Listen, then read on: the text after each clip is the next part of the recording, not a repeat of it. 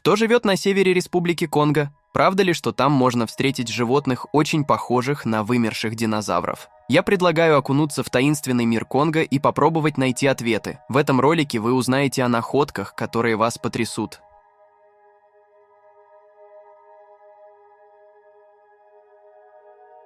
Знаете, что в джунглях Конго до сих пор ходят легенды о существе, похожем на динозавра? Местные жители рассказывают о нем невероятные истории.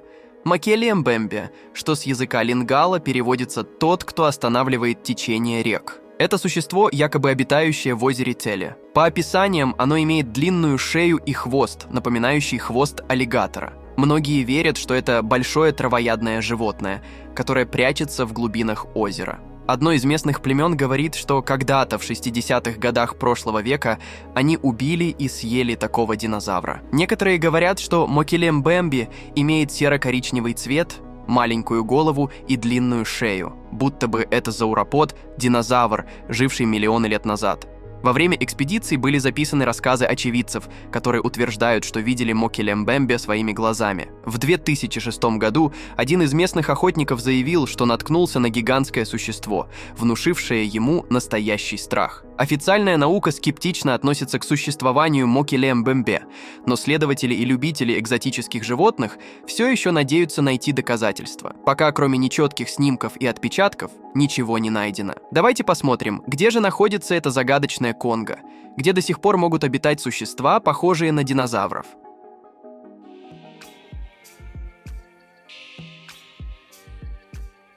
Конго – это государство, расположенное в Центральной Африке, обрамленное экватором и окруженное 6 странами. Из Европы прямо до Конго лететь примерно 8-10 часов в зависимости от отправной точки и авиалинии. Полеты часто выполняются с пересадками в крупных европейских аэропортах, таких как Париж, Брюссель или Франкфурт. Конго – цетерана контрастов, где дикая природа соседствует с древними племенами, а дремучие джунгли прячут бесчисленные загадки. Через всю страну змеится одна из величайших рек мира с одноименным названием Конго. Это единственная крупная река, пересекающая экватор 2 раза. Ее длина составляет 4374 километра. Конго является второй среди полноводных рек мира после Амазонки и наиболее глубокой в мире. В некоторых местах ее глубина равна 60 метрам. В конце 1481 года португальский король Жуан II послал флотилию каравелл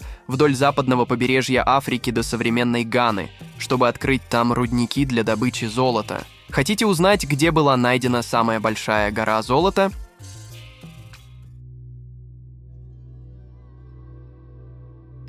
Гора Лухихи – одно из самых невероятных открытий в мире. Это та самая гигантская гора в Конго, состоящая на 90% из золота. В 2021 году в провинции Южная Киву это открытие вызвало настоящий ажиотаж. В одной из самых беднейших стран мира найдена природная сокровищница. Вы даже не представляете, что начало творится с местными жителями. Услышав о Золотой горе, они массово отправились добывать золото. Люди использовали все, что было под рукой – лопаты, кирки, а иногда и голые руки. Интересно, что золото на этой горе оказалось невероятно чистым. При копании и промывке можно было найти самородки, чистота которых составляла от 60 до 90%. Но мечты о богатстве быстро обернулись другой реальностью.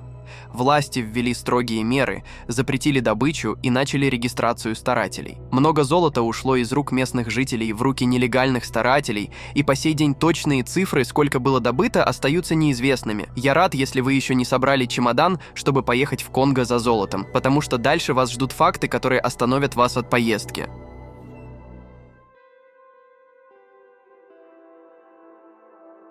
Вы когда-нибудь слышали о пауке, который может быть размером с кота?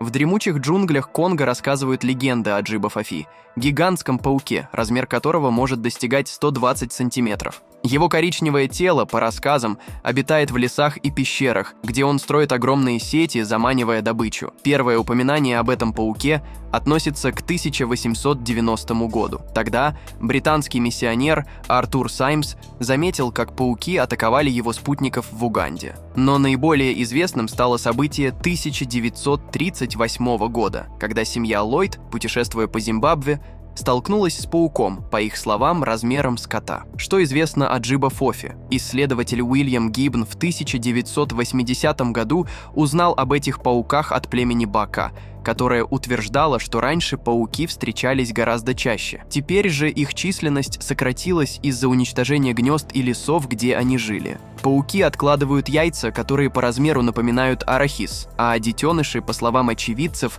рождаются ярко-желтыми с фиолетовыми полосами на животе. Со временем они темнеют и становятся коричневыми, как взрослые особи. Легенды о Джибафофе продолжают жить среди местных племен, хотя научных доказательств существования таких гигантских пауков до сих пор нет. Так что же это, миф или реальность?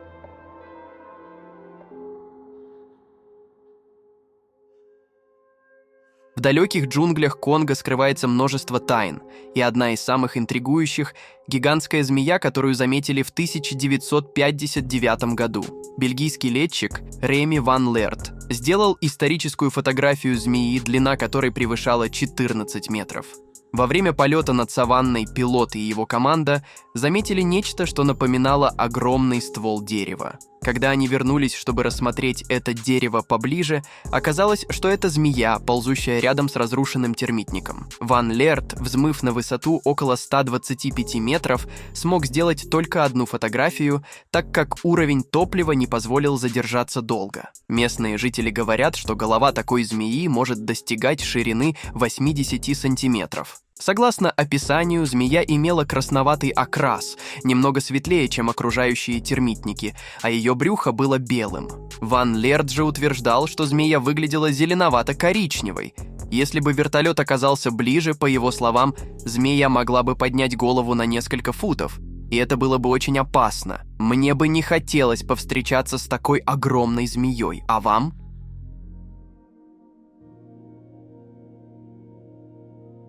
Представьте, что вы гуляете по загадочным джунглям Конго, и вдруг перед вами появляется огромный паук размером с ладонь. Его черные ноги, покрытые волосками, словно прядут в воздухе паутину, а жуткие глаза смотрят прямо на вас. Ваша кровь застывает в жилах, и вы чувствуете, как по спине пробегает мороз. И это не кадр из фильма ужаса, это реальность, потому что в Конго обитают настоящие гиганты мира насекомых. Жук Голиаф. Он один из крупнейших жуков в мире. Его размеры могут достигать 20 сантиметров в длину. Яркие расцветки и мощные челюсти этого насекомого делают его настоящей находкой для натуралистов и просто любителей природы. Эти жуки могут весить до 150 граммов, и их грация в полете впечатляет. Многоножка, длина которой может достигать 38,5 сантиметров. Она не только внушает страх, но и живет в подземных тоннелях, создавая сложные лабиринты. Увидеть его на поверхности – это настоящая удача, так как большинство времени он скрыт от глаз. И, наконец, посмотрите на богомола-гиганта. Это насекомое может вырасти до 20 сантиметров в длину и делает изящные, но опасные движения.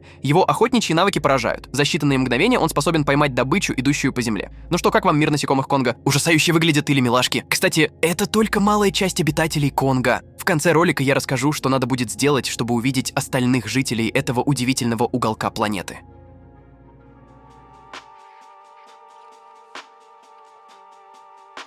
Путешествуя по дремучим джунглям Конго, вы можете столкнуться с чудовищными насекомыми. Но это только начало. Звуки, доносящиеся из леса, заставят вас остановиться. Это гул, который пронизывает воздух, словно сама земля вздыхает. Звуки, вызывающие тревогу у местных жителей, звучат как загадочные шепоты, пробуждающие страх и любопытство. Местные жители полагают, что эти звуки имеют мистическое происхождение. Ученые же ломают головы, пытаясь найти объяснение. Некоторые считают, что это следствие подземных толчков. Другие предполагают, что дело может быть связано с военными базами, скрытыми в глубине джунглей. Возможно, звуки имеют природное объяснение, но местные жители уверены, что это шепот духов. В мире есть и другие места, известные своими необъяснимыми звуками, например, город Таос в США, но Конго с его плотными джунглями и множеством тайн, кажется, хранит нечто особенное. Необычно, правда?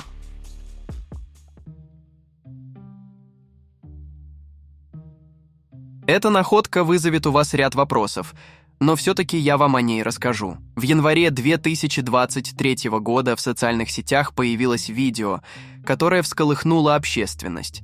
На нем молодой человек с перепачканными руками подключает два электрически заряженных камня, которые при этом искрят. Эти загадочные камни, способные вызывать искры при сжатии, были найдены в регионе Катанга, известном своими природными богатствами. Местные жители уверяют, что камни могут зажигать лампочки и производить электричество. Открытие привлекло внимание исследователей и любителей тайн природы. Некоторые сравнивают их с вымышленным вибраниумом, но что на самом деле скрыто в их структуре? Несмотря на ажиотаж, ученые относятся к этому открытию с осторожностью. Они считают, что видео может быть смонтировано, но не исключают, что камни могут быть новым минералом или элементом, о котором человечество пока не знает. Интересно, а вы что думаете?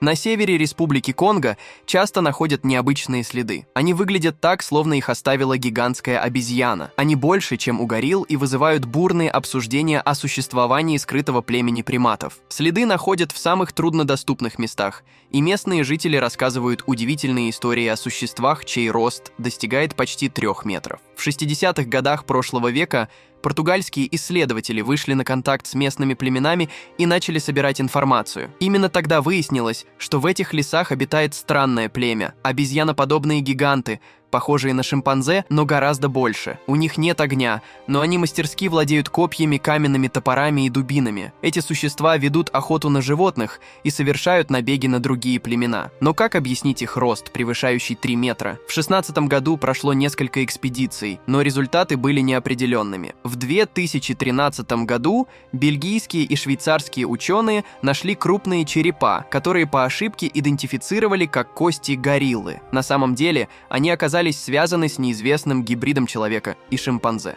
Исследователь Роберт Стоун в 2014 году стал свидетелем, как 2 огромные обезьяны разделывали тушу леопарда. Научное сообщество до сих пор не пришло к единому мнению об этих находках. Какие еще тайны скрывают эти леса?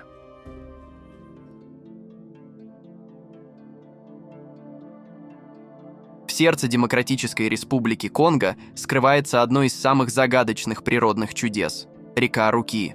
Левый приток Великой реки Конго. Была обнаружена недавно исследователями из Цюриха, которые были шокированы ее невероятно темной водой. Вода в реке настолько мутная, что даже при ярком дневном свете невозможно увидеть свою руку. Из-за этого необычного цвета, напоминающего чай, реку прозвали «джунглевый чай». Первое исследование темноты реки провела команда из Швейцарского федерального технологического института Цюриха. Ученые выяснили, что вода Руки содержит много растворенных органических веществ, что и придает ей уникальный цвет.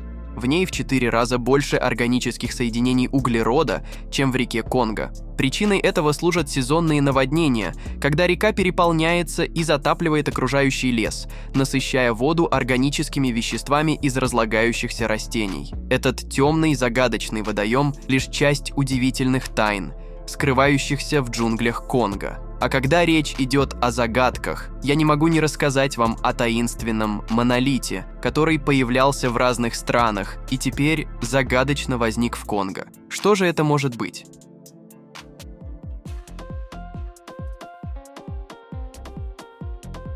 В столице Конго Киншасе в субботу 13 февраля 2021 года местные жители столкнулись с таинственным монолитом. Эта загадочная металлическая конструкция с 2019 года появлялась и исчезала в разных странах, но кто ее создал, так и осталась загадкой. Когда жители Киншасы впервые увидели этот странный объект, их эмоции колебались от удивления до любопытства. Но пережив первый шок, местные жители начали делать селфи на память. Чиновники, как и положено, высказались на фоне монолита о необычности ситуации и поставили полицейских для охраны. Однако с течением времени население решило, что с этим неожиданным гостем лучше расправиться. Полицейские, оценив ситуацию, решили, что не стоит рисковать, и оставили граждан в покое. Люди начали осторожно бросать камни в таинственный объект. Когда молния из неба не поразила их, они перешли к активным действиям. Вскоре выяснилось, что это не монолит вовсе, а лишь палая конструкция, покрытая листами железа. Толпа коллективно приняла решение сжечь этот подозрительный монумент. Версии, кто же поставил этот столб,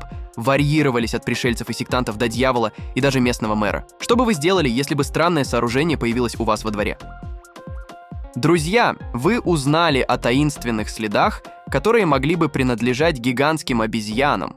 а также о загадочных электрических камнях, способных вызывать искры. Не обошлось и без странного металлического монолита, который появился в Киншасе и вызвал целую бурю эмоций. Есть еще очень много интересного, что я могу рассказать об этом неизведанном, но очень загадочном регионе. Обязательно ставьте лайк, и я подготовлю для вас продолжение рассказа про удивительные находки в Конго.